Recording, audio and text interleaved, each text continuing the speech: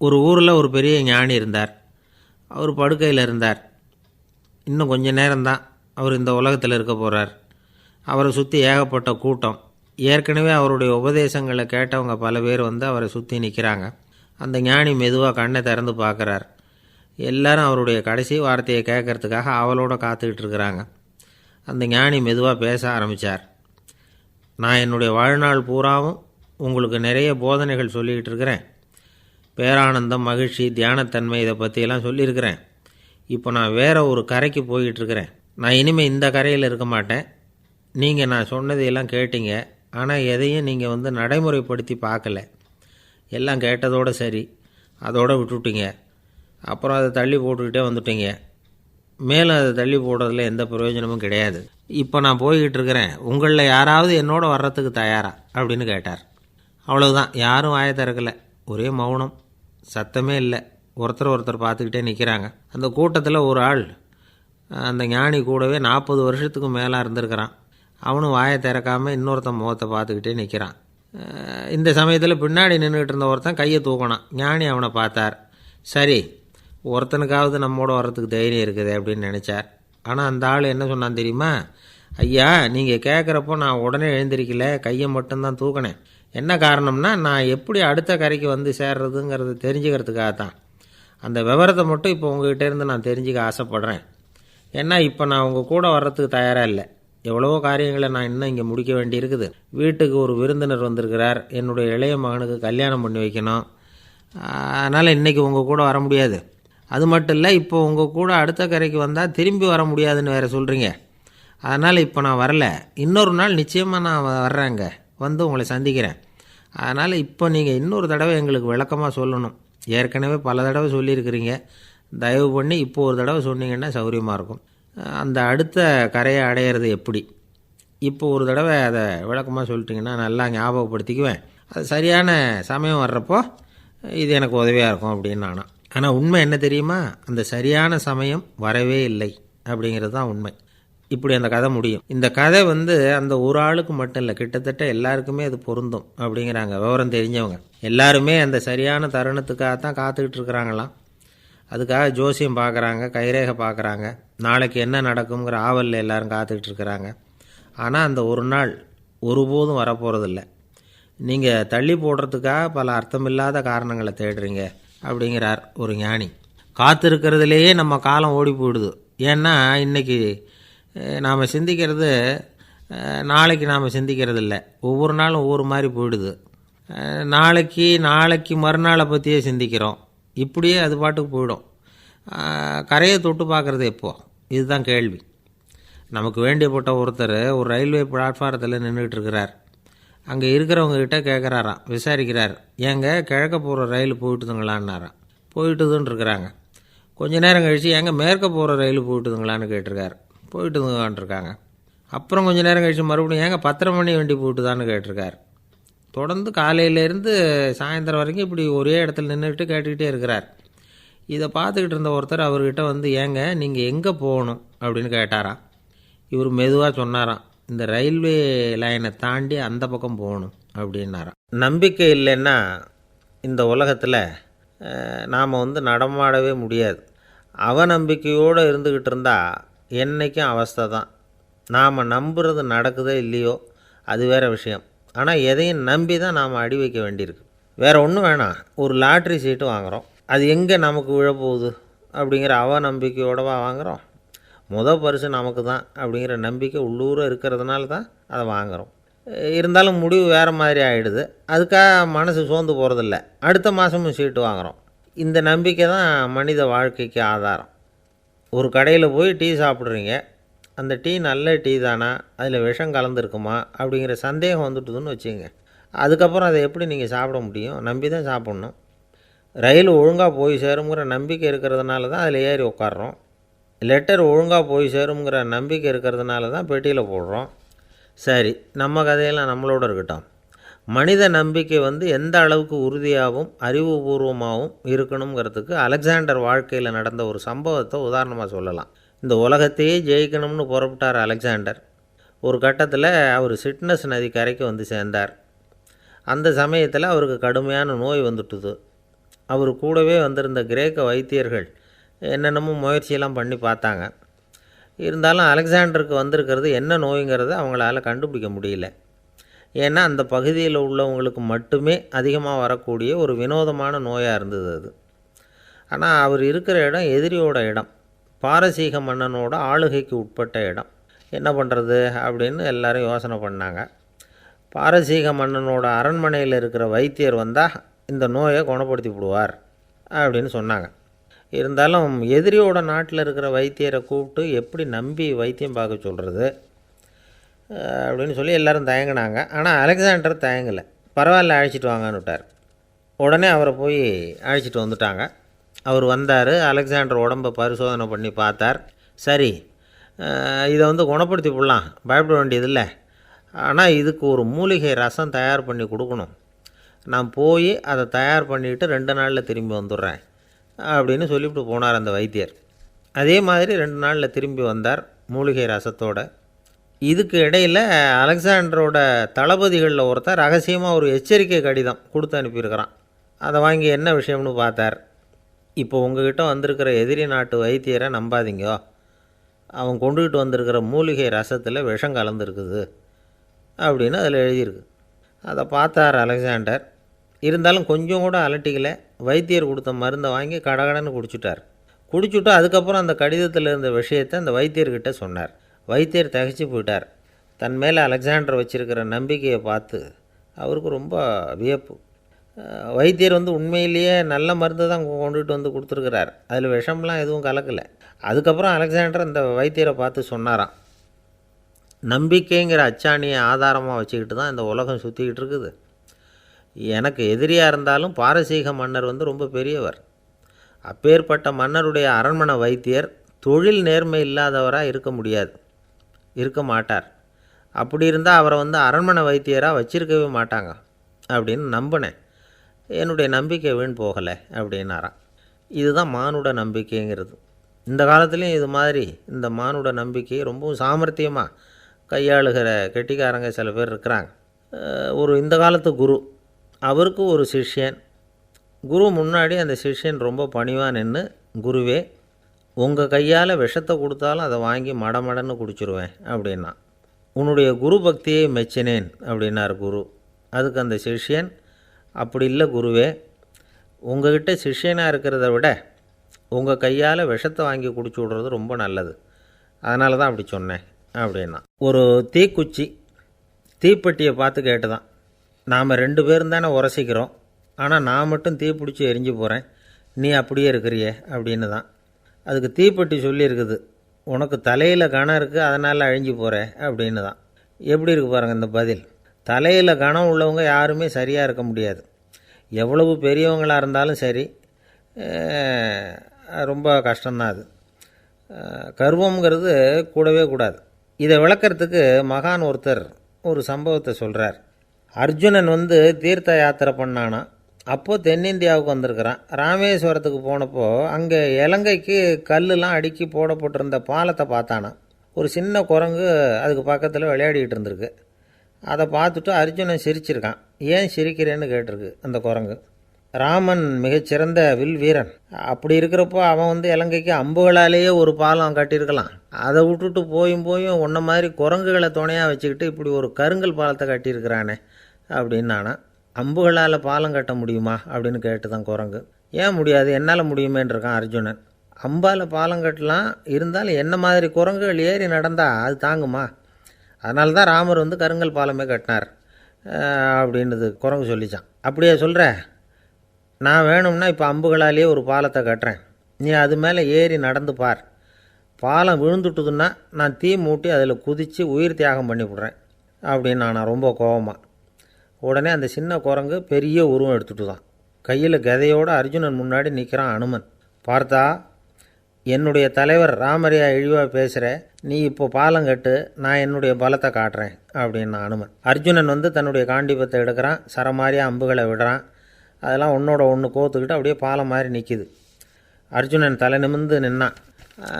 அனுமன் உயர கிளம்பி அங்கேருந்து பாலத்தில் பொத்துன்னு இறங்கினான். பாலம் அப்படியே நொறுங்கி போச்சு தூள் தூளாக. என்ன அர்ஜுனா, இப்போ என்ன செய்ய போகிற அப்படின்னா ஏளனமா. அர்ஜுனன் தலையை தொங்க போட்டுக்கிட்டான். சொன்னபடி தீ மூட்டி அதில் குதிக்கிறதுக்காக 3 தடவை சுற்றி வந்தான். அப்போது கிருஷ்ணர் அங்கே வந்தார்.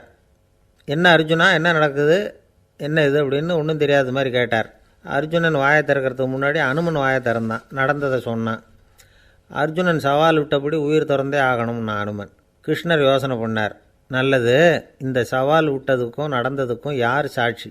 பெரியவர் ஒருத்தரை சாட்சியாக வச்சுக்கிட்டல்லவா நீங்கள் இந்த போட்டியை நடத்தியிருக்கணும் அப்படின்னார்.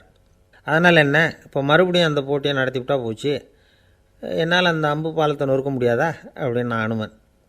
சரி, இப்போ மறுபடியும் அது நடக்கட்டும்னார் கிருஷ்ணர். அர்ஜுனன் அம்பு பாலம் அமைச்சான். அனுமன் ஏறி குதிச்சான். பாலம் அசைஞ்சு கொடுக்கவே இல்லை, அவ்வளோ உறுதியாக இருக்குது. இப்போ அனுமன் தலையை குனிஞ்சிக்கிட்டான். அர்ஜுனன் நன்றியோடு நிமிர்ந்து பார்த்தான். கிருஷ்ணருடைய தோள்கள்லேயும் முதுகள்லேயும் ரத்தம். என்ன சுவாமி, என்ன நடந்ததுன்னு நான் பதறி போய், உன் அம்பு பாலத்தை நான் தான் முட்டு கொடுத்து தாங்கிக்கிட்டு இருந்தேன். அனுமன் குதித்தப்போ என் மேலே ஏற்பட்ட காயங்கள் இவை. பின்ன உன்னுடைய அம்பு பலத்தினாலேயா பாலம் நின்றுதுன்னு நினைக்கிற அப்படின்னாராம். முதல்ல அர்ஜுனன், அப்புறம் அனுமன் 2 பேருக்குமே கர்வ பங்கம் ஆகிட்டு தான். அதாவது அவங்கக்கிட்ட இருந்த கர்வம் போயிட்டுது. யாராக இருந்தாலும் கர்வம் கூடாதுங்கிறத இதிலேருந்து நாம் புரிஞ்சுக்கணும். இந்த காலத்தில் நாமெல்லாம் எந்த விஷயத்துக்கெல்லாம் கர்வப்பட்டுக்கிட்டு இருக்கோம் தெரியுமா? 2 பெண்கள் தங்களுடைய கணவன்மார்களை பற்றி ரொம்ப பெருமையாக பேசிக்கிட்டாங்களாம். அதில் ஒரு அம்மா சொல்லியிருக்கு, என் வீட்டுக்காரர்கிட்ட எந்த சப்ஜெக்ட் கொடுத்தாலும் சரி அந்த விஷயத்தை பற்றி அழகாக 1 மணி நேரம் பேசுவார் அப்படின்னாங்களாம். உடனே இன்னொரு அம்மா, அது என்ன பிரமாதம், என் வீட்டுக்காரருக்கு சப்ஜெக்டே தேவையில்லை, விஷயமே இல்லாமல் நாள் பூரா பேசிக்கிட்டு இருப்பார் அப்படின்னாங்களாம். ஒரு தந்தை தன்னோட பிள்ளைய ரொம்ப தைரியசாலியாக வளர்க்கணும்னு ஆசைப்பட்டார். அதுக்காக அவனை கூப்பிட்டு உட்கார வச்சு இப்படி உபதேசம் பண்ணார். இதை பாருப்பா, நான் உன்னாட்டம் இருக்கிறப்போலாம் எதுக்கும் பயப்பட மாட்டேன், ரொம்ப துணிச்சலாக இருப்பேன். ஒரு நாள் ஒரு அப்பாவி எலியை ஒரு பூனை துரத்திட்டு ஓடிச்சு. நான் உடனே என்ன செஞ்சேன் தெரியுமா? அந்த பூனையை பிடிச்சேன், அது வாலில் ஒரு பட்டாசு சரத்தை கட்டினேன், கொளுத்தி விட்டேன், படபடன்னு வெடிக்க ஆரம்பிச்சுட்டுது. அது துள்ளிக்கிட்டு அங்கேயும் இங்கேயும் ஓடி இருக்கு பாரு ஓட்டம், ரொம்ப தமாஷு அப்படின்னார் அப்பா. இப்படி சொல்லிவிட்டு பையனை பார்த்து, இதை கேட்குறதுக்கு உனக்கும் துணிச்சல் வருதா, நான் என்னுடைய செயலை நீ கேட்குறப்போ உனக்கு துணிச்சல் வருதா அப்படின்னு கேட்டார். வருதுன்னா பையன். எப்படின்னா அப்படிங்கிற விவரத்தையும் சொன்னான் அவன். அதாவது எலியை விரட்டினத்துக்காக பூனை வாலில் பட்டாசு கொளுத்துனீங்க நீங்கள், பூனையை விரட்டினத்துக்காக உங்கள் கழுத்தில் பட்டாசு சரத்தை மாட்டினா என்னென்னு தோணுது எனக்கு அப்படின்னு நான் பையன். பையனோட துணிச்சல் அப்பாவே நடுங்க வச்சுட்டுது. அது சரி, ஒரு அப்பா பிள்ளைக்கு இப்படியா உபதேசம் பண்ணுறது? எல்லாருக்கிட்டையும் அன்பாக பழகிறது எப்படி அப்படின்னு சொல்லி கொடுக்கணும். பிஞ்சு உள்ளங்களில் நஞ்சை தூவலாமா? ஒரு நாள் விநாயகர் ஒரு பூனையோடு விளையாடிக்கிட்டு இருந்தாராம். அப்படி ஆசையாக விளையாடிக்கிட்டு இருந்தப்போ அவரோட கை நகம் தவறுதெல்லாம் பூனையோட முகத்தில் பட்டுட்டு தான். அது ஒரு சின்ன கீறலை உண்டாகி விட்டுது. அப்பா அவர் அதை ஒரு பெருசாக நினைக்கல. கொஞ்ச நேரத்துக்கு அப்புறம் விநாயகர் வீட்டுக்கு வந்தார்.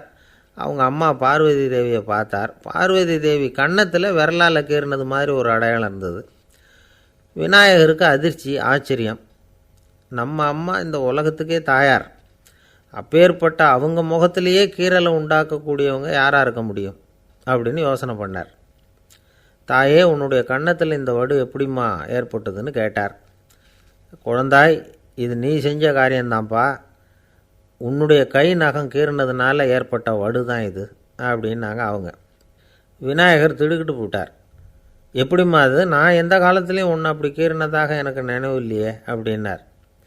இன்றைக்கி காலையில் ஒரு பூனையை கீறினதை நீ மறந்துட்டியா அப்படின்னாங்க அந்த அம்மா. விநாயகர் திகைச்சு போய் நின்னார். பார்வதி தேவி சொன்னாங்க, இதை பார்ப்பா, இந்த உலகத்தில் இருக்கக்கூடிய எல்லா உயிர்கள்லேயும் நான் இருக்கிறேன், நான் தான் இந்த உலகமாக ஆகியிருக்கிறேன். ஆகையினால நீ யாரை துன்புறுத்தினாலும் அது உண்மையிலேயே என்ன துன்புறுத்தினதாக தான் வந்து முடியும் அப்படின்னாங்க. விநாயகர் மனசுக்குள்ளே ஒரு வெளிச்சம் ஏற்பட்டு தான். அதுக்கப்புறம் அவர் யாரையுமே கல்யாணம் பண்ணிக்காததுக்கு அதுதான் காரணமாக. இந்த உலகத்தில் எல்லாரையும், இங்கே இருக்கிற எல்லாத்தையும் தாயின் வடிவமாக அவர் பார்க்க ஆரம்பிச்சிட்டாராம்.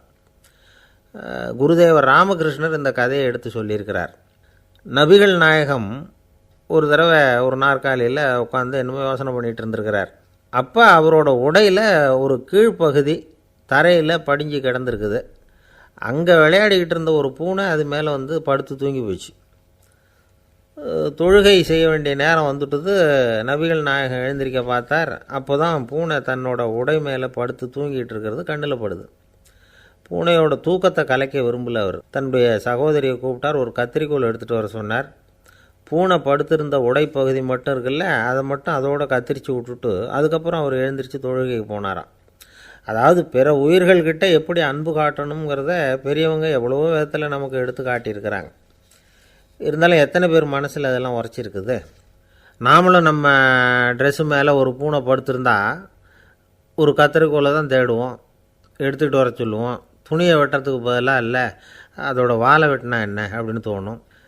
ஒரு ஆள் ரொம்ப பிரியமாக ஒரு பூனையை ஆற்றுல குளிப்பாட்டிக்கிட்டு இருந்தானான். எப்படி? அந்த பூனையை ஆற்று தண்ணியில் அமுக்கி அமுக்கி குளிப்பாட்டிக்கிட்டு இருக்கிறான். அந்த வழியாக போன பெரியவர் ஒருத்தர் இதை பார்த்தார். இதை பார்ப்பா, பூனையை அது மாதிரி ஆற்று தண்ணியில் அமுக்கி குளிப்பாட்டாத, மூச்சு திணறி செத்து போடும் அப்படின்னு அட்வைஸ் பண்ணார். நீ போய் அவன் வேலையை பார்த்துக்கிட்டு, எனக்கு எல்லாம் தெரியும்னா இவன். சரின்னு அவர் போயிட்டார். கொஞ்ச நேரம் கழித்து அவரே அந்த வழியாக திரும்பி வந்துக்கிட்டு இருந்தார். ஆற்றுல பூனையை குளிப்பாட்டிக்கிட்டு இருந்தவன் அழுதுகிட்டு உட்காந்துருக்கிறான். பக்கத்தில் அந்த பூனை செத்து கிடக்குது. இதை பார்த்தார் பெரியவர். நான் தான் அப்போவே சொன்னேனே அந்த பூனையை ஆற்றுல நினைக்காதேன்னு, அதை கேட்டிருந்தா இப்படி ஆயிருக்குமா அப்படின்னார். அந்த ஆள் கோபமாக இவரை முறைச்சி பார்த்தான். அட போய்யா, இந்த பூனை ஆற்றுல குளித்ததுனால ஒன்றும் செத்து போகல, குளித்ததுக்கப்புறம் அதோட உடம்பு ஈரமாக இருக்குதுன்னு அதை புழிஞ்சேன், அதனால தான் இப்படி ஆயிட்டுது அப்படின்னு நானாம். பிரம்மத்தை அறிந்தவன் பிரம்மமாகிறான் அப்படின்னு ஒரு பெரியவர் பேசினார் ஒரு கோவிலில். தைத்திரிய உபனிஷத்து அப்படி சொல்லுதான். இதை கேட்கும்பொழுது நமக்கு ஒரு சந்தேகம் வரும். அது எப்படி? பிரம்மத்தை அறிந்தவன் பிரம்மம் ஆகிறான்னா, சிங்கத்தை அறிந்தவன் சிங்கம் ஆகிறானா, தோசையை அறிந்தவன் தோசை ஆகிறானா? இப்படிப்பட்ட சந்தேகம் நமக்கு வர்றதில் ஒன்றும் ஆச்சரியம் இல்லை. இது இயற்கை. இதுக்கும் அந்த பெரியவரே பதில் சொல்கிறார். சிங்கம் வேற, நாம் வேற. அதனால் சிங்கத்தை அறிந்தவன் சிங்கமாக மாட்டான். ஆனால் பிரம்மம் வேற, நாம் வேற இல்லை. அதனால் பிரம்மத்தை அறிந்தவன் பிரம்மமாகிறான் அப்படிங்கிறது அவரோட விளக்கம். மனிதன் அவன்தான் தான் பிரம்மங்கிறது தெரியாதனால தான் அதை வேறு எங்கேயோ தேடிகிட்டு இருக்கிறான். கடைசியில் அது தான் தாங்கிறது புரிஞ்சுக்கிற பொழுது அவன் பிரம்மம் ஆகிடுறான். இதை விளக்கிறதுக்கு ஒரு உபநிஷத்து கதையே இருக்குது. நமக்கு தெரிஞ்ச கதை தான், ஆனால் அதை வேறு விதமான அர்த்தத்தில் விளையாட்டாக சொல்லிகிட்டு இருக்கிறோம். ஒரு சமயம் ஒரு 10 நண்பர்கள் ஒரு காட்டு வழியாக போய்கிட்டு இருக்கிறாங்க. குறுக்க ஒரு நதி, அதை கடந்து அடுத்த பக்கம் போகணும். எல்லோரும் ஒரு வழியாக கடந்து அடுத்த கரைக்கு போய் சேர்ந்துட்டாங்க. அங்கே போய் சேர்ந்ததுக்கப்புறம் எல்லோரும் பத்திரமா வந்து சேர்ந்துட்டோமா அப்படின்னு தெரிஞ்சுக்கிறதுக்காக எண்ணி பார்க்குறான் அந்த கூட்டத்து தலைவன். அவங்க மொத்தம் 10 பேர். ஆனால் இவன் எண்ணி பார்க்குறப்போ 9 தான் வருது. ஏன்னா அவன் தன்னை விட்டுவிட்டான். எதிரில் நிற்கிறவங்கள மட்டுமே எண்ணுறான். ஐயோ 10வது ஆள் எங்கேங்கிறான், பதறான். சரி நீ இரு, நான் எண்ணி பார்க்குறேன்னு சொல்லிவிட்டு இன்னொருத்தன் வந்து எண்ணுறான். அவனும் தன்னை விட்டுட்டு எண்ணுறான். 9 தான் வருது. எல்லோரும் கொய்யோ முறையோன்னு கத்த ஆரம்பிச்சிட்டாங்க. அந்த சமயத்தில் ஒரு பெரியவர் அந்த பக்கமாக வர்றார். என்ன விஷயம்னு விசாரிக்கிறார். 10வது ஆளை 6 அடிச்சுட்டு போட்டுது அப்படின்னு சொல்லி இவங்க அழறாங்க. சரி அழாதீங்க அப்படின்னு சொல்லி அந்த தலைவனை பார்த்து இப்படி வாங்குறார். வர்றான். இப்போ எனக்கு முன்னாடி ஒரு தரம் எண்ணு பார்க்கலாம்ங்கிறார். 1 2 3ன்னு ஆரம்பித்து 9ல் வந்து முடிக்கிறான். உடனே பெரியவர் நீ தான் அந்த 10வது ஆள் அப்படிங்கிறார். இது உண்மை. நாம் தான் அது. நாம் தான் நம்மளை வேறு எங்கேயோ தேடிகிட்டு இருக்கிறோம். நாம் எங்கேயோ தேடிகிட்டு இருக்கிறோமே, அந்த பிரம்மம் நாம் தான். இப்படி ஒரு பெரிய உண்மையை விளக்கிறதுக்காக தான் அப்படி ஒரு கதை சொல்லப்பட்டது. ஆனால் அதை வந்து நாம் வேறு விதமாக வேடிக்கையாக உபயோகப்படுத்திக்கிட்டு இருக்கிறோம். எப்படி தெரியுமா? ஒரு ஆத்தங்கரையில் ஒரு 10 பேர் முழிச்சுக்கிட்டே நின்றுக்கிட்டு இருந்தாங்களாம். அந்த பக்கமாக வந்த ஒருத்தன் ஏன் இப்படி முழிச்சுக்கிட்டு நிற்கிறீங்கன்னு கேட்டிருக்கிறான். எங்களுக்கு நீச்சல் தெரியாது, நாங்கள்லாம் அடுத்த கரைக்கு போய் சேரணும் அப்படின்னு நாங்களாம். சரி நான் கொண்டுட்டு போய் விட்றேன். எல்லாரும் அக்கறைக்கு போய் சேர்ந்த உடனே ஆளுக்கு ₹1 வீதமாக மொத்தம் ₹10 எனக்கு கொடுக்கணும் அப்படின்ட்டுருக்கான் இவன். சரின்னு ஒத்துக்கிட்டாங்க. இவன் ஒவ்வொருத்தராக கையை பிடிச்சி மெதுவாக ஆற்றுல இறக்கி அழைச்சிட்டு போயிட்டான். 9 பேரை கரை சேர்த்துட்டான். 10வது ஆள் பாதி ஆற்றுல போயிட்டுருக்கிறப்போ திடீர்னு வெள்ளம் வந்துட்டுது. புடி நழுவி போச்சு. கையை விட்டுட்டான். வெள்ளம் அடிச்சிட்டு போட்டுது. அழைச்சிட்டு வந்தவன் நீச்சல் அடித்து தட்டு தடுமாறி கரைக்கு வந்து சேர்ந்துட்டான். கரையில் இருந்தவங்களுக்கு இந்த விஷயம் தெரியாது. இருந்தாலும் இவன் உடம்பு பூரா நனைஞ்சி கொஞ்சம் அதிகமாக மூச்சு வாங்க நின்றுக்கிட்டு இருந்தானா, ஏங்க ஏன் இப்படி மூச்சு வாங்குது, என்ன விஷயம் அப்படின்னு கேட்டாங்களாம். அதுக்கு இவன் கொஞ்சமாக அலட்டிக்காமல் சொன்னானா, வேறு ஒன்றும் இல்லை, நீங்கள் கொடுக்க வேண்டிய 10 ரூபாயில் 1 ரூபா குறைஞ்சி போச்சு, அவ்வளவுதான் அப்படின்னானா. ஒருத்தர் ரொம்பவும் மகிழ்ச்சியாக வந்துக்கிட்டு இருந்தார். என்ன விஷயம்னு விசாரித்தேன். நான் தோற்று போயிட்டேன், அதுதான் மனசுக்கு மகிழ்ச்சியாக இருக்குது அப்படின்னார். எனக்கு இது ரொம்ப ஆச்சரியமாக போச்சு. இந்த உலகத்தில் தோற்று போகிறவங்க யாரும் மகிழ்ச்சியாக இருக்கிறதில்ல. அப்படி இருக்கிறப்ப இவர் இப்படி சொல்கிறாரே, எங்கே தோற்று போனீங்கன்னு கேட்டேன். அதுக்கப்புறம் தான் அவர் விவரமாக சொன்னார். என்னோடய 5 வயசு குழந்தையோடு நான் விளையாடிக்கிட்டு இருந்தேன். அந்த விளையாட்டில் என் குழந்தை ஜெயிச்சுட்டுது, நான் தோற்று போயிட்டேன் அப்படின்னார் ரொம்ப உற்சாகமாக. நான் யோசித்து பார்த்தேன். அதாவது நாம் சின்ன குழந்தையாக இருக்கிறப்போ எந்த விளையாட்டில் கலந்துக்கிட்டாலும் அதில் நாம் தான் ஜெயிக்கணும்னு ஒரு வெறி நமக்குள்ளே இருக்கும். நம்மளை எதிர்த்து விளையாடுறவர் நல்லவரா கெட்டவரா, பெரியவரா சின்னவரா அப்படிங்கிறதெல்லாம் முக்கியம் கிடையாது. அவர் தோற்று போகணும், நாம் ஜெயிக்கணும், அதுதான் முக்கியம். எதிரியை சந்தோஷப்படுத்த விளையாடுகிற கலை அப்போ நமக்கு தெரியறதில்ல. வாழ்க்கையில் ஒரு பக்குவம் வந்ததுக்கு அப்புறம் வெற்றி பெறணுங்கிற மன அழுத்தம் போயிடுது. போட்டியில் ஜெயிக்கணுங்கிறத விட குழந்தையை சந்தோஷப்படுத்தணுங்கிறது முக்கியமாக போச்சு. ஜெயிக்கணுங்கிற வெறி ஓடி போட்டுது. ஒரு குழந்தையாக இருந்தப்போ நம்ம வளர்ச்சிக்கு உதவிய வெறி பெரியவனானதுக்கு பிறகு நமக்கு எதிரியாக மாறுது. அதை சரியான சமயத்தில் நாம் புரிஞ்சுக்கிட்டோம்னா போதும், நாம் பொழைச்சிக்கலாம். ஒவ்வொரு மனுஷனுமே வாழ்க்கையோட அடுத்த கட்ட வளர்ச்சியில் அடி எடுத்து வைக்கிற நேரத்தில் தன்கிட்ட இருந்து ஏதோ ஒரு குணத்தை அல்லது தன் குணம் இருந்த ஏதோ ஒரு உறவை நாம் இழக்கத்தான் வேண்டியிருக்குது. ஒரு கட்டம் வரைக்கும் உதவியாக இருந்த குணம் அடுத்த கட்டத்துக்கு தடையாக கூட மாறிடலாம். இந்த பரிமாண மாற்றத்துக்கு உள்ளாகிற ஒவ்வொருத்தரும் பிரத்யட்சமாக இதை உணர்கிறாங்க. ஆனால் பல பேர் எப்படின்னா, பழசை திறந்துவிட்டு புதிய கொள்கைகளை உருவாக்கிக்கிறதுக்கு இஷ்டம் இல்லாமல் இருந்துவிடுறாங்க, அல்லது அப்படி செய்ய முடியாமல் தவிக்கிறாங்க. இதையெல்லாம் மீறி அந்த பழசை திறந்துவிட்டா அதை இழந்ததால் உண்டாகிற மன அழுத்தம் சில காலத்துக்கு வருத்திக்கிட்டு தான் இருக்கும், வேறு வழி இல்லை.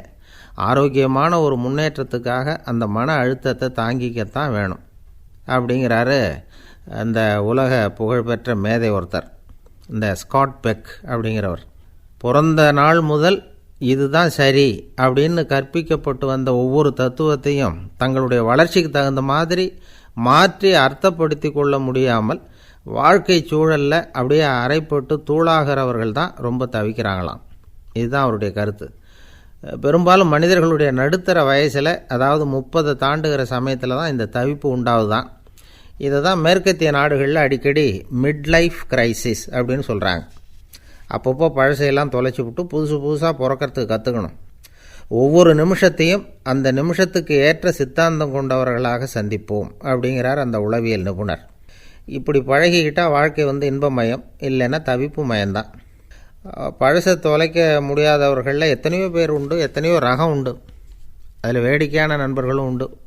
ஒருத்தர் நண்பர் வீட்டுக்கு போனார். அவர் ஏதோ இனிப்பு பலகாரம் கொடுத்து சாப்பிட சொல்லியிருக்கிறாங்க அவங்க வீட்டில். இவர் சாப்பிட்டு பார்த்துட்டு சொன்னாராம், சார் 6 மாதத்துக்கு முன்னாடி ஒரு தடவை இங்கே வந்தேன், அப்போது ஒரு இனிப்பு பலகாரம் கொடுத்தீங்க, அது இதை விட நல்லா இருந்தது சார் அப்படின்னாராம். அப்போ செஞ்ச அதே இனிப்பு பலகாரம் தான் சார் இதுவும் அப்படின்னாராம் அவர். அரேபிய நாடு, அங்கே ஒரு ஆட்சி தலைவர், அரேபிய நாட்டு ஆட்சி பொறுப்பை ஏற்றுக்கிட்டவர். அவர் ஆட்சி பொறுப்பை ஏற்றுக்கிட்ட பிறகு ஒரு நாள் ஒரு தெருவில் நடந்து போய்கிட்டு இருந்தார். அவர் தோளில் ஒரு பெரிய துணி மூட்டை, அதை சுமந்துக்கிட்டு கடத்தெருவை நோக்கி அவர் போய்கிட்டு இருக்கிறார். வழியில் அவரை சந்தித்தார் உமர். அவர் கேட்டார், கலீஃபா அவர்களே, எங்கே புறப்பட்டுட்டீங்க அப்படின்னு கேட்டார். கலீஃபான்னா ஆட்சி தலைவர்னு அர்த்தம். இதுக்கு அவர் சொன்னார், நான் துணி வணிகம் செய்கிறவன், அதனால் துணி வியாபாரம் செய்கிறதுக்காக போயிட்டுருக்கிறேன்னார். நீங்கள் இப்போ இந்த நாட்டுக்கு ஆட்சி தலைவர், ஆட்சி பொறுப்பில் இருக்கிறீங்க, நீங்கள் வியாபாரம் செய்ய போட்டால் அரசு பணிகளை செய்கிறது யார் அப்படின்னு கேட்டார் அவர். நான் அரசு பணிகளை மட்டுமே செஞ்சுக்கிட்டு இருந்தால் என் குடும்பத்தை காப்பாற்றுறது யார் அப்படின்னு கேட்டார் அவர். இப்படி கேட்டவர் யார் தெரியுமா? அவர் தான் அபூபக்கர், இறை தூதர் முகமது அவர்களுக்கு பிறகு கலீஃபாவாக தேர்ந்தெடுக்கப்பட்டவர். அப்போலாம் ஆட்சி தலைவர்களுக்கு சம்பளம்னு எதுவும் கிடையாது. இந்த பிரச்சனையை எப்படி தீர்க்கிறதுன்னு யோசனை பண்ணார் உமர். அபு உபைதா அவர்கள்கிட்ட அழைச்சிட்டு போனார். அவர் யாருன்னா, அவர் தான் பொது நிதி கருவூலத்தின் பொறுப்பாளர். அவர்கிட்ட பிரச்சனையை சொன்னார். இது மாதிரி ஆட்சித் தலைவருக்கு பொது நிதியிலிருந்து ஊதியம் அளிக்க முடியுமான்னு கேட்டார். பொது நிதி விதிகளின்படி அதுக்கு சாத்தியமில்லைன்னு சொல்லிவிட்டார் அவர். சரி, வேறு ஏதாவது வழி இருக்குதான்னு கேட்டார் உமர். அபு உபைதா கொஞ்சம் யோசனை பண்ணி பார்த்தார். அப்புறமா சொன்னார், மக்காவிலிருந்து மதீனாவுக்கு குடிபெயர்ந்து வந்த அகதிகளுக்கு நிதி உதவி அளிக்கிறதுக்கு விதிகளில் இடம் இருக்கு. அப்படி பார்த்தா அபூபக்கரும் அகதி தானே, அதனால் எல்லா அகதிகளுக்கும் கொடுக்கறது மாதிரியே அவருக்கும் ஒரு தொகை அளிக்கலாம்னார். கலீஃபா அபூபக்கருக்கு இந்த அகதி உதவி தொகையைத்தான் கொடுத்துட்டு வந்தாங்களாம். குடும்ப செலவுக்கு அது போதுமானதாக இல்லை. இருந்தாலும் கலீஃபாங்கிறதுக்காக மற்ற அகதிகளை விட அதிகமாக தொகையை பெற அவர் விரும்பலை. மார்பு பக்கம் கிழிஞ்சிருந்த ஒரு மேலாடையை தான் அவர் அணிஞ்சிருந்தார்.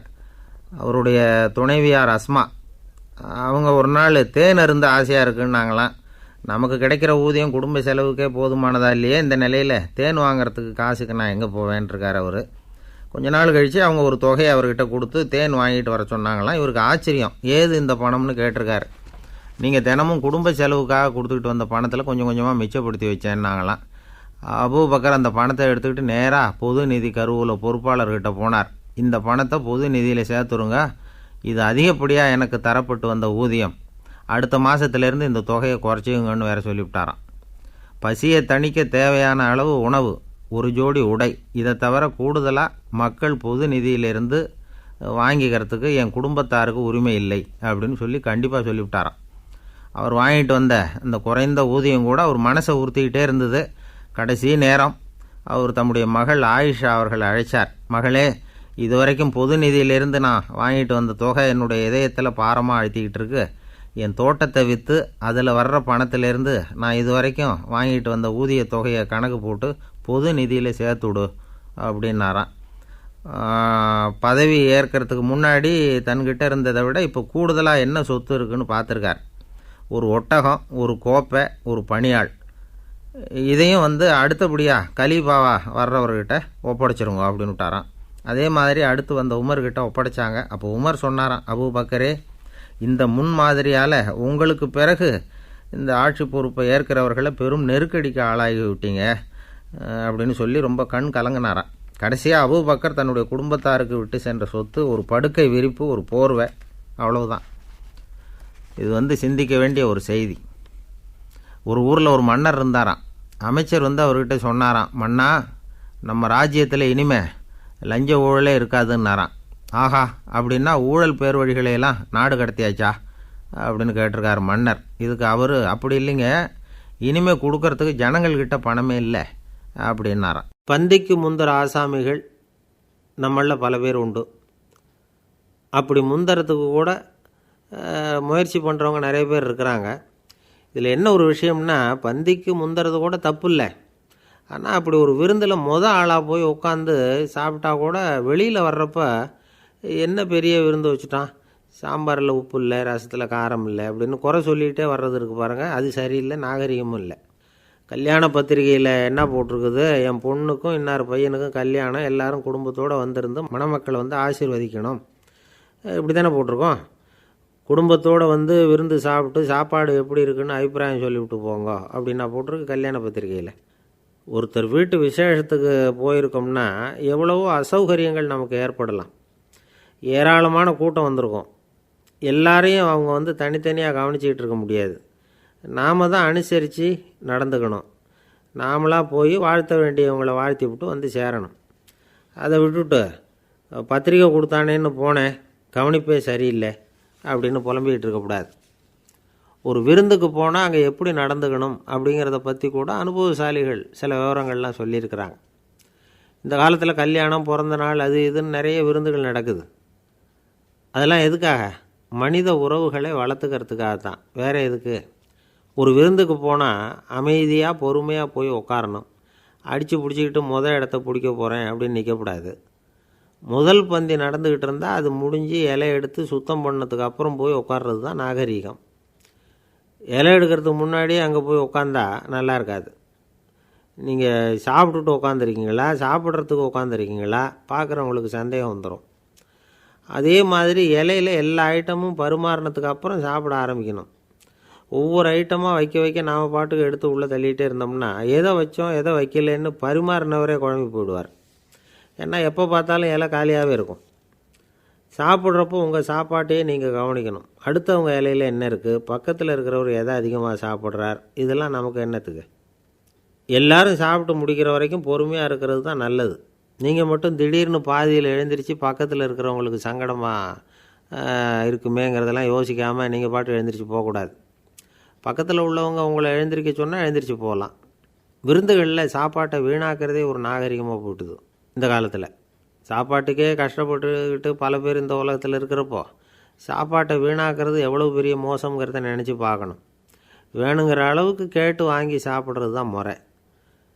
விருந்தில் இந்த பஃபே அப்படின்னு சொல்லி ஒரு முறை சொல்கிறாங்கல்ல, அதாவது உணவு வகைகளையெல்லாம் பொதுவாக ஒரு இடத்துல வச்சுடுறது, நமக்கு தேவையானதை நாமே எடுத்து ஒரு தட்டில் போட்டுக்கிட்டு சாப்பிட வேண்டியது. இதில் கூட சில பேர் தேவைக்கு அதிகமாக எடுத்து போட்டுக்கிட்டு வீணாக்குறாங்க. சில சமயம் கடைசியாக சாப்பிட போகிறவங்களுக்கு எல்லா ஐட்டமும் கிடைக்காம போகலாம். அதை போய் பெருசு பண்ணிகிட்டு இருக்கக்கூடாது. என்ன சார் இந்த அளவுக்கு கூடவா நாகரிகம் தெரியாமல் இருக்கிறோம், இதை போய் பெருசாக சொல்ல வந்துட்டீங்களே அப்படின்னு நினைக்கலாம். ஒருத்தர் 2 பேருக்கு இந்த விவரம் தேவைப்படலாம். அவங்க காதலையும் இது விழட்டுமேங்கிறதுக்காக தான் இது. ஒரு பெரிய கல்யாண விருந்து நடந்துக்கிட்டு இருந்தது. விருந்து மண்டபத்து வாசலில் ஒருத்தர் நின்றுக்கிட்டு வர்றவங்களையெல்லாம் ரொம்ப மரியாதையாக வணங்கி உள்ளே அனுப்பி வச்சுக்கிட்டு இருந்தார். எப்படி தெரியுமா? வர்றவங்க கையெல்லாம் பிடிச்சி முத்தம் கொடுத்து அதுக்கப்புறம் உள்ளே அனுப்பி வச்சுக்கிட்டு இருந்தாராம். கூட்டம்லாம் முடிஞ்சதுக்கப்புறம் அவர்கிட்ட போய் கேட்டிருக்கிறாங்க, சார் நானும் எவ்வளவோ விருந்துகளுக்கு போயிருக்கிறேன், இருந்தாலும் இவ்வளவு மரியாதையாக வர்றவங்க கைக்கெல்லாம் முத்தம் கொடுத்து வரவேற்கிறத இங்கே தான் பார்க்குறேன் அப்படின்னு சொன்னாங்க. அதுக்கு அவர் சொன்னார், அட போங்க சார், நான் முத்தம் கொடுக்கல, முந்தின பந்திக்கு சாப்பிட்டவங்களே அடுத்த பந்திக்கும் வர்றாங்களான்னு மோந்து பார்த்து அனுப்பி வச்சுக்கிட்டு இருந்தேன் அப்படின்னார். ஒரு ஆள் இருந்தான், நிறைய பணம் சம்பாதிச்சான், ஆனால் செலவு பண்ண மனசு வரல, கருமி. அவன் என்ன பண்ணான், சேர்த்த பணம் பூராவையும் ஒரு மரத்தடியில் புதைச்சி வச்சுருந்தான். வாரத்துக்கு ஒரு தடவை அந்த மரத்தடிக்கு வருவான், புதைச்ச இடத்த ஆவலோடு பார்த்துக்கிட்டு இருப்பான், அதுக்கப்புறம் போயிடுவான். அவ்வளவுதான். ஒரு நாள் ஒரு திருடன் வந்தான், இவன் புதைச்சி வச்சுருந்ததெல்லாம் எடுத்துகிட்டு போட்டான். இது தெரிஞ்சு போச்சு. அந்த கருமி புலம்ப ஆரம்பிச்சிட்டான். இவன் புலம்பலை கேட்டதும் அக்கம் பக்கத்தில் இருந்தவங்கெல்லாம் ஓடி வந்தாங்க. என்ன விஷயம்னு விசாரித்தாங்க. இவன் சொன்னான். ஒரு பெரியவர் கேட்டார், ஏன்ப்பா வாரம் இந்த இடத்த பார்க்குறதாக சொன்னியே, எப்போவாவது இதில் இருக்கிற பணத்தை எடுத்து செலவு பண்ணியிருக்கியா அப்படின்னு கேட்டார். நான் அப்பப்போ அதை பார்க்குறது தான் வழக்கம், அதை தொட்டதே இல்லைன்னு அவன். சரி, அப்படின்னா இப்போவும் நீ அதே மாதிரி வாரம் ஒரு தடவை இந்த இடத்த பார்த்துட்டு போகலாமே அப்படின்னாராம் அந்த பெரியவர். அதுவும் சரிதானே, எவ்வளவு காலமானாலும் அவன் அந்த பணத்தை எடுத்து செலவு பண்ண போகிறதில்ல. அப்படி இருக்கிறப்ப உள்ளே பணம் இருந்தாலும் ஒன்று தான், இல்லாமல் போனாலும் ஒன்று தான். இதிலேருந்து என்ன புரியுதுன்னா, ஒருத்தர்கிட்ட இருக்கிற பணத்தை கொண்டு அவர் பணக்காரரா ஏழையா அப்படின்னு முடிவு செய்கிறது சரியில்லை. அந்த செல்வத்தை அனுபவிக்கிற திறன், பயன்படுத்துகிற திறன், அதை வச்சு தான் அவர் ஏழையா பணக்காரரா அப்படிங்கிறத நிர்ணயம் பண்ணணும். அதுதான் சரி. செலவு பண்ண தெரியாதவன் சேகரம் பண்ணிகிட்டே இருக்கிறதுனால என்ன பிரயோஜனம்? தலைமுடியே இல்லாதவன் தாராளமாக சீப்புகளை வாங்கி சேகரம் பண்ணுறது மாதிரி தானே இது. சில சமயம் செலவு பண்ண நாம் தயாராக இருந்தால் கூட அந்த செல்வம் நமக்கு பயன்படுறதில்ல. அரேபியாவில் ஒரு நகை வியாபாரி விலை உயர்ந்த முத்துக்களை எல்லாம் அவர் வச்சு வியாபாரம் பண்ணிகிட்டு இருந்தார். அவர் ஒரு சமயம் ஒரு பாலைவனம் வழியாக போயிட்டு இருக்கிறார் ஒட்டகத்தில். அப்போது திடீர்னு கடுமையான புயல் வீச ஆரம்பிச்சுட்டுது. திசை தவறி இவர் எங்கேயோ வந்துட்டார். கூட வந்தவங்களையும் காணலை, எங்கே போனாங்களோ தெரியல. இவர் ரொம்ப பயந்து போய் அங்கே எங்கேயுமா அலைஞ்சு திரியிறார். வழியே தெரியல, பசி கடுமையாயிட்டுது. ஒட்டகத்து முதுகில் ஒரு மூட்டை இருந்தது, அதை பிரித்து பார்த்தார். உள்ளே ஏதாவது இருக்கான்னு தேடி பார்க்குறார். அது வரைக்கும் கண்ணில் தட்டுப்படாத அபூர்வமான ஒரு பை கண்ணில் பட்டுது. ஆஹா, அதில் ஏதாவது சாப்பிட்றதுக்கு இருக்கும் அப்படின்னு நினச்சி ஆவலாக அதை பிரித்து பார்க்குறார். அந்த பையில் விலை உயர்ந்த முத்துக்கள் நிறைய இருந்துதான். அப்போ தான் அவர் நினச்சாராம், விலை உயர்ந்த முத்துக்கள் கூட சாப்பிட்றதுக்கு உணவாக முடியாது அப்படிங்கிறத புரிஞ்சுக்கிட்டாராம். எந்த நேரத்தில் எது நமக்கு தேவையோ அது நமக்கு தாராளமாக கிடைக்கணும். அப்படி அது கிடைக்கிறதுக்கு நம்மக்கிட்ட இருக்கிற செல்வம் பயன்படணும். அது நமக்கும் பயன்படலாம், நம்ம மூலமாக அடுத்தவங்களுக்கும் பயன்படலாம். அதுதான் செல்வத்தின் பயன். ஒரு மரத்தடியில் ஒருத்தன் உட்காந்து அழுதுகிட்டு இருந்தான். அந்த பக்கமாக வந்த இன்னொருத்தன் ஏப்பா அழுதுகிட்டு இருக்கிறேன்னு கேட்டான். இந்த இடத்துல தான் பூமிக்கு அடியில் பணம் இருக்குது, புதைச்ச இடம் தெரியல, அதான் அழறேன் அப்படின்னா. நல்லா ஞாபகப்படுத்தி பாரு, எந்த இடத்துல புதைச்ச அப்படின்னு கேட்டான் இவன். அது எப்படி எனக்கு தெரியும், புதைச்சி வச்சிருக்கிறவன் நான் இல்லையே, எங்கள் எதிர்த்த வீட்டுக்காரன் அப்படின்னானான் இவன். சில பேரை இப்படி சொல்கிறது உண்டு. அடுத்தவங்களை அனுசரித்து நடந்துக்க தெரியல, அவன் என்ன சார் மனுஷன் அப்படிம்பாங்க. சக மனிதர்களோடு எப்படி பழகிறது அப்படின்னு தெரியாததுனாலேயே பல பேர் இன்றைக்கி சங்கடப்பட்டுக்கிட்டு இருக்கிறாங்க. வசதி வாய்ப்பெல்லாம் சரியாக இருக்கும், ஆனால் வாழ்க்கை சரியாக இருக்காது. இன்னொருத்தர்கிட்ட எப்படி பேசுறது பழகிறதுங்கிறது தெரியாததுனால தான் இந்த அவஸ்தை. சரி, இந்த அவஸ்தை இல்லாமல் வாழறது எப்படி? இதுக்கு அனுபவசாலிகள் சில வழிமுறைகளை சொல்கிறாங்க. அதெல்லாம் என்னென்னங்கிறத இப்போ தெரிஞ்சுக்குவோம். முதல்ல நம்ம நாக்கு நம்ம கண்ட்ரோலில் இருக்கணும். வார்த்தைகளை கொட்டிவிட்டு அதுக்கப்புறம் அள்ள முடியாமல் கிடந்து கஷ்டப்படக்கூடாது. எப்படி பேசுகிறோங்கிறதும் முக்கியம், பேசுகிறப்ப எப்படி முகத்தை வச்சுருக்கிறோங்கிறதும் முக்கியம். அன்பாக பேசினாலும் நல்லாயிருக்கும். அப்படி பேசுகிறப்ப ஆதரவாக அவர் தோள் மேலே ஒரு கையை போட்டுக்கிட்டு பேசினா இன்னமும் நல்லாயிருக்கும். ரெண்டாவது விஷயம், இன்னொருத்தர்கிட்ட பேசுகிறப்போ வாக்குறுதிகளை அள்ளி வீசக்கூடாது. கொடுக்குற வாக்குறுதி குறைச்சலாக இருக்கணும். அப்படி கொடுத்த வாக்குறுதியை கண்டிப்பாக நிறைவேற்றணும். நாம் ஒருத்தரை பாராட்டுறோம் அல்லது அவரை பற்றி அபிப்பிராயம் சொல்கிறோம்னா அது ஆக்கப்பூர்வமாக இருக்கணும். நம்ம பாராட்டு அல்லது விமர்சனம் அடுத்தவருடைய முன்னேற்றத்துக்கு உதவுறது மாதிரி இருக்கணும். நாம் சொல்கிறத கேட்டுட்டு அவன் தலையில் கையை வச்சுட்டு உட்காந்துடக்கூடாது. எப்பவும் உற்சாகமாக இருக்கணும், முகம் மலர்ச்சியாக இருக்கணும். மனுஷன் இருந்தால் வருத்தம், கவலை, ஏமாற்றம் எல்லாம் இருக்க தான் செய்யும். அதெல்லாம் மனசில் இருக்கட்டும். அந்த வருத்தமும் கவலையும் ஏமாற்றமும் சேர்ந்துக்கிட்டு நம்ம முகத்தில் இருக்கிற மலர்ச்சியை மூடி மறைக்கிறதுக்கு நாம் இடம் கொடுத்துடக்கூடாது. எந்த விஷயத்தை பற்றி யாருக்கிட்ட பேசினாலும் வெளிப்படையாக பேசணும், திறந்த மனசோடு பேசணும். மூடி மறைச்சி முழுங்கிக்கிட்டு இருக்கக்கூடாது. இன்னொருத்தர்கிட்ட பேசுகிறப்போ விவாதம் பண்ணுங்க, அது தப்பு இல்லை. ஆனால் வாதாடிக்கிட்டு இருக்கக்கூடாது. அதாவது என்ன சொல்கிறாங்கன்னா, டிஸ்கஸ் பண்ணலாம், ஆர்கியூ பண்ணக்கூடாதான்.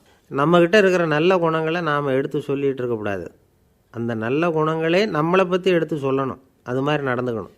அதே மாதிரி அடுத்தவங்க கிட்ட உள்ள கெட்ட குணங்களை பற்றி அவசியம் இல்லாமல் நாம் பேச வேண்டியதில்லை. உங்களை பற்றி யாராவது தப்பாக பேசுகிறாங்களா, அப்படி அவங்க பேசுகிறதுல உண்மை இல்லையா அப்படின்னா அதை நீங்கள் பொருட்படுத்த வேண்டியதில்லை, விட்டுடலாம். அது தானாக போயிடும். ஒரு 4-5 பேரோட பேசிக்கிட்டு இருந்தீங்கன்னா எல்லாருக்கும் முக்கியத்துவம் கொடுங்க, யாரையும் அலட்சியப்படுத்தாதீங்க. தமாஷா பேசலாம், ஆனால் அவங்க தமாஷ் அடுத்தவங்களை கேலி பண்ணுறதா இருக்கக்கூடாது. நமக்கு கிடைக்க வேண்டியது கிடைக்கலையே அப்படிங்கிற தவிப்பு நம்மக்கிட்ட இருக்கக்கூடாது, அது தேவையில்லை. உங்கள் செயல்பாடுகள் தெளிவாக இருக்கட்டும், பாராட்டு தானாக அவங்கள தேடிட்டு வரும். இன்னொரு மனுஷனுடைய மனசில் கௌரவமான ஒரு இடத்த பிடிக்கணும்னா நாம் இந்த குணத்தையெல்லாம் நம்மக்கிட்ட வளர்த்துக்கணும். இதெல்லாம் அனுபவசாலிகள் சொல்லியிருக்கிற குறிப்புகள். இந்த குறிப்புகளை சரியாக புரிஞ்சுக்கணும், அது முக்கியம். தப்பாக புரிஞ்சுக்கிட்டா என்ன ஆகும் தெரியுமா? இதை கேளுங்க.